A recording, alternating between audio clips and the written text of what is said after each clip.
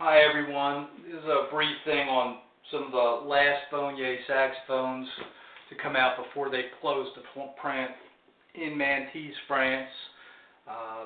Actually, some of the Selmer technicians built these horns as they were directly across the street and they worked in both plants.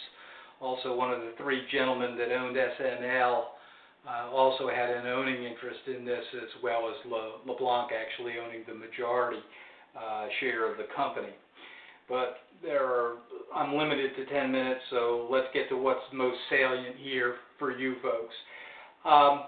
These offer the option of playing a professional horn that I think is the best saxophone ever built, bar none, and it's just not known at all, and should be. It offers the best features of an inline saxophone with the best features of what Selmer introduced in a king and table system.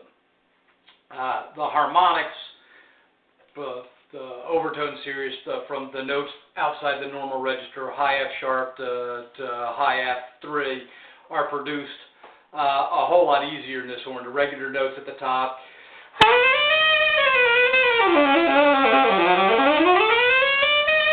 are fine, but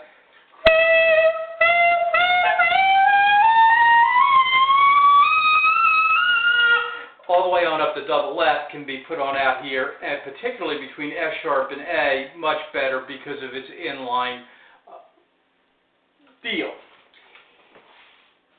If I go to another historical thing, up until Selmer took over, Bushers were some of the best known saxophones in the world.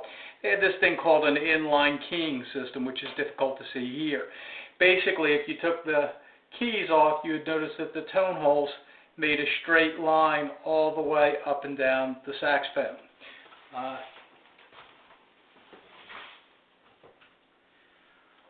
Don't have it, forget the name of it, but there's a doctoral thesis that discusses how this is a better system for overtones than regular ones are. In short, what they did in the Beaugnier plant was to take this U-joint section to give you the feel of a Selmer with the advantages of the overtone series that I showed you earlier over there, by moving the U-joint and having the bell of the horn kind of scooch on over. If you notice when I play, the bell of the horn looks like it's going over here instead of straight out.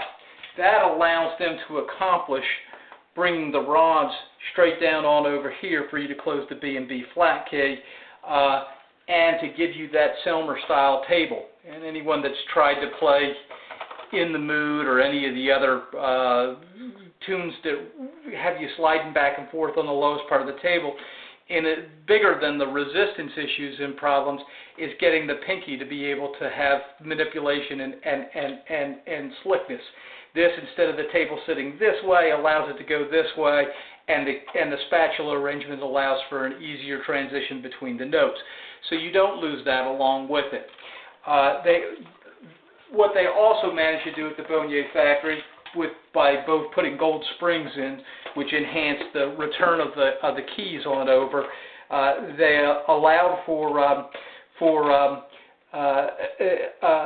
that compensated for the pivot angle changing a little bit due to the offset stack. The offset stack would give you a faster feel on the return with a Mark 6 than the other horns did, because instead of the tone hole sitting where it sat straight, the angle of the tone hole to the pivot angle, it would have an off-center travel, so it would move faster on it. Like I said, they use gold springs in here like they do in flutes, and that takes care of that, so you get that advantage.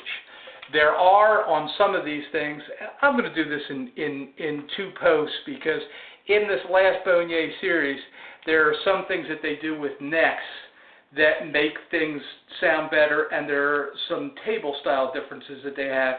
But the most important thing to show, you saw how easy it was if you can play harmonics. If you play well enough, you'll discover that this horn does them easier than anything. This particular bore, even though it's similar to a Kyleworth, and we'll pick up again number 2 on this in just a second. Even though it's more similar to a Kyleworth than a Selmer, the overtone arrangements with it and the sound are very, very similar to a Selmer with the proper neck. This particular neck is a little squatter one, and we'll go over this in part 2. Hope you enjoy the video. Have a good day, folks.